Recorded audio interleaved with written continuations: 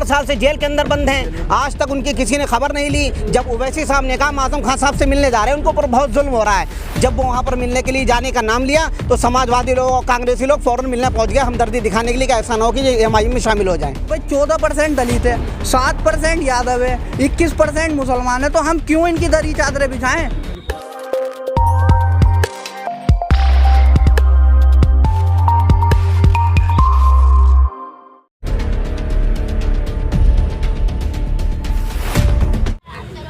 वही वो बात तो मैं आपको पहले बता दूं कि राकेश टिकैत जी का जो मसला है वो इस टाइम जो जिस तरीके से बयान दे रहे हैं ओवैसी साहब के लिए, वो बयान जो ये समाजवादी पार्टी है, मुझे तो ऐसा लगता है कि समाजवादी पार्टी को जो खतरा है वो एमआईएम पार्टी से, वो खतरा राकेश टिकैत जी से नज़र आ रहा है हमको।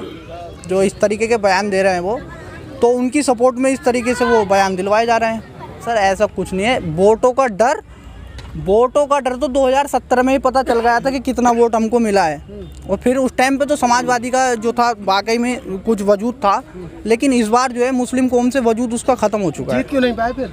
सर वो 2017 का चुनाव पहला चुनाव था। पिछली बार देख लीजिए बिहार में जब 2015 का चुनाव हुआ था तो वहाँ पर जमानतें जब्त हो गई थी हमारी पार्टी की, लेकिन इस बार में हमारी पार्टी ने 5 प्रत्याशी 20 में से 5 जीते हैं।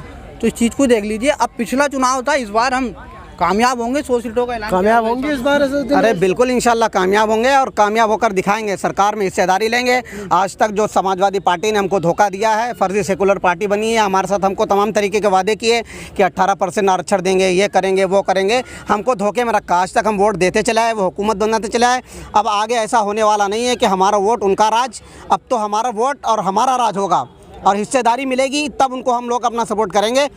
हिस्सेदारी किस किस चीज़ की मांग रहे हैं? हम हर चीज़ में हिस्सेदारी मांग रहे हैं। हमारा डिप्टी सीएम होना चाहिए। आपको जब 22% वोट चाहिए तो आपको हिस्सेदारी देने में क्या परेशानी आ रही है? आप 7% है, हम 22% है। जब हम 22% वोट अपना आपको दे रहे हैं, आप हुकूमत में आ रहे हैं, आप 7% में नहीं आ सकते ना। क्या आप डिप्टी सीएम को कह रहे हैं, मुस्लिम डिप्टी सीएम? समाजवादी पार्टी में भी तो आजम खान को डिप्टी सीएम कहा जाता था। कहने से कुछ नहीं होता, यही तो कहा जाता है। 1.5 साल से जेल के अंदर बंद हैं, आज तक उनकी किसी ने खबर नहीं ली। जब ओवैसी साहब ने कहा आजम खान साहब से मिलने जा रहे हैं, उनको ऊपर बहुत जुल्म हो रहा है। जब वो वहाँ पर मिलने के लिए जाने का नाम लिया तो समाजवादी लोग और कांग्रेसी लोग फौरन मिलने पहुँच गए, हमदर्दी दिखाने के लिए कि ऐसा ना हो कि एमआईएम में शामिल हो जाएं। क्या लग रहा है असदुद्दीन ओवैसी साहब 2022 को लेकर तो एक्टिव हैं? समाजवादी पार्टी अगर आजम खान जेल के अंदर है तो वहाँ से मुंबई से उन्हें लेकर आ गए हैं अबू आजमी साहब। उनके आने से कोई फर्क नहीं पड़ेगा। उनको तो कोई जानता भी नहीं यहाँ प्रदेश में, किसकी बात कर रहे हैं आप? यहाँ कोई जानता भी नहीं उनको। ऐसे लाख लाख के चेहरे दिखाते रहेंगे। अब मुस्लिम कौम और सभी लोग समझ चुके हैं कि समाजवादी पार्टी का ये काम है, एक चेहरा सामने ला के दिखा देंगे, वोट मिल जाएगा। लेकिन अब आगे ऐसा होने वाला नहीं है। अब हर आदमी ओवैसी साहब को लाइक करता है, उनके पीछे चलेगा। अगर आपको एमआईएम का वोट चाहिए, अगर हुकूमत बनाना चाहते हैं, डिप्टी सीएम का ऐलान करिए और ओवैसी साहब के पास आइए, गठबंधन करिए। आपको डिप्टी सीएम बनाने का ऐलान करने में क्या दिक्कत आ रही? करिए। गठबंधन के लिए तो कोई तैयार नहीं है ना अभी तक। अगर नहीं तैयार है तो हम चुनाव तो लड़ेंगे, मजबूती के साथ लड़ेंगे। हमारे साथ और भी पार्टी आ रही हैं, हमारे जो और लीडर हैं, बातचीत चल रही है हमारे साथ और भी पार्टियां, हम तो चुनाव फिर भी लड़ेंगे हम। अच्छा, कुछ लोग मुस्लिम ही लोग कहते हैं कि ये बीजेपी जो एआईएम आ रही है वोट काटने के लिए आ रही है और जितने इससे जुड़ना है ये सभी मेहमान है, इन्हें सिर्फ जो है मुंगेरी लाल के सपने देखने आते हैं। ऐसा है, ये तमाम ये समाजवादी पार्टी जो इल्ज़ामात लगा रही है कि वैसे सब बीजेपी की भी टीम है, ये इसलिए लगा रही है कि मुस्लिम वोट अभी तक तो समाजवादी पार्टी में था ज़्यादा, और अगर ये इल्ज़ाम नहीं लगाएंगे तो वोट खिसक जाएगा। उनको इस चीज़ का खतरा लग रहा है, इसीलिए उन लोगों ने अफवाह उड़ा दी है। अफवाह उड़ाने वाले समाजवादी लोग हैं, ये अफवाह फैला रहे हैं कि वो बीजेपी की बी टीम है। आने वाला चुनाव 2022 में उनको पता चल जाएगा कि समाजवादी पार्टी की बी टीम समाजवादी पार्टी है या एमआईएम है। अगर हम बीजेपी की बी टीम होते, 1 मिनट रुकिए, तो बिहार के अंदर तेजस्वी यादव जी से हमारे प्रदेश के अख्तरुल ईमान साहब बिहार के, उन्होंने कई मरतबा जाके कहा आप जो गठबंधन है उसके अंदर हमें भी शामिल कीजिए, हम भी बीजेपी को हराना चाह रहे हैं। आपने क्यों नहीं किया? अगर बीजेपी की बी टीम कांग्रेस ना होती, अगर समाजवादी ना होती वहाँ पे, तो ये गठबंधन कर लेते। ये बीजेपी की बी टीम है और ओवैसी साहब पर इल्ज़ाम लगाते हैं। तो 100 सीटों में कितनी सीटें का दावा कर रहे हैं? हम 100 सीटों में इंशाल्लाह 100 के 100 जीतेंगे।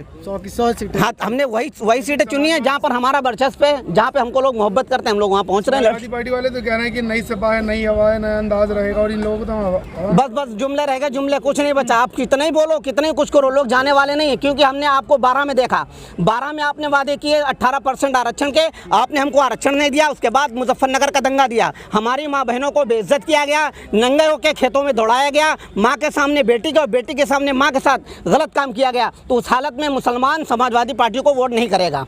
400 सीटों का दावा कर रहा है, 3 सीटें किसके लिए छोड़ी? अरे समाजवाद, हाँ हाँ, वो तो उनका दिमाग चल गया है। अगर वो 3 सीटें जो बची थी वो भी बोल देते, क्या परेशानी थी उनको भाई? 4 ये भी तो है ना, तो वो बीजेपी के लिए छोड़नी थी क्या? नहीं तो आप कितनी जीतेंगे उन 3 में से? नहीं, हम 3 क्यों, हम तो 100 सीटों पे चुनाव लड़ रहे हैं। 400 तो अखिलेश यादव कह रहे हैं। हाँ, वो तो उनका दिमाग चल गया, मैंने बोला ना, उनका दिमाग चल गया, वो तो कुछ भी कर सकते हैं। वो तो 17 में भी 400 बोल लेते हैं, उनका तो दिमाग चले, वो तो कुछ भी बोल सकते हैं। बात समझ में नहीं आती समाजवादी पार्टी की, कुल 39 या 49 तो MLA उनके पूरे यूपी में है। पता नहीं कौन सा सपना देख रहे हैं कि हम सरकार बना लेंगे।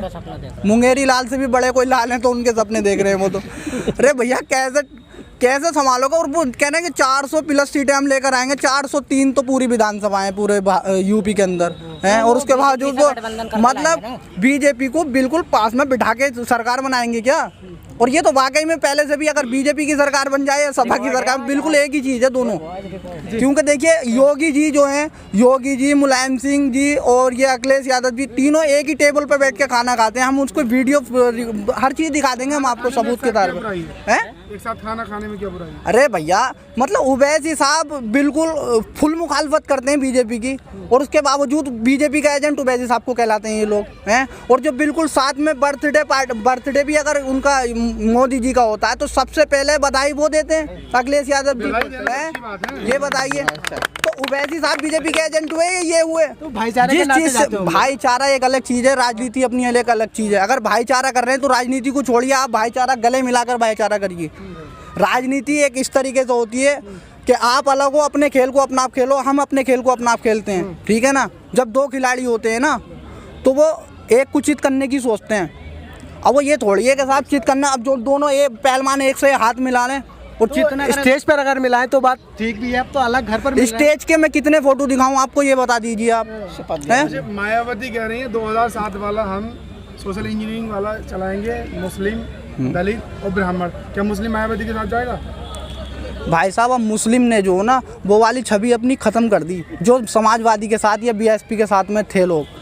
पता है अब जो है ना, जो ये नई जनरेशन है, जैसे हम नौजवान लड़के हैं, सबको ये चीज़ शिकवा दे रहे हैं हम कि भाई 14% दलित है, 7% यादव है, 21% मुसलमान है, तो हम क्यों इनकी दरी चादरें बिछाएं?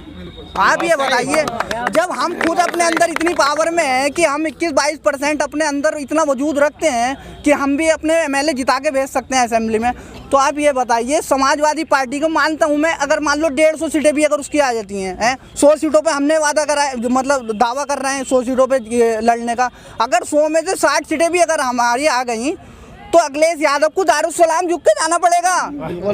बताइए, जाना पड़ेगा नहीं पड़ेगा? वो कहाँ जाएगा फिर? नहीं तो बीजेपी में थोड़ी नहीं जाएगा, जब उसको सीटों की जरूरत पड़ेगी तो हमारे पास ही आएगा। और वो जा भी सकते हैं, अगर वो बीजेपी को हराना चाहते हैं तो वो ओवैसी साहब के साथ में आएंगे। समझ रहे हो ना? ये चीज़ हम ये चीज़ जताना चाह रहे हैं अपनी कौम को कि अपना इत्तेहाद करिए और एक होकर 50-60 सीटें भी अगर आप लिया है तो इंशाल्लाह अल्लाह ने चाहा तो यूपी के अंदर CM चाहे दूसरा बन जाए, डिप्टी CM हमारा ही होगा।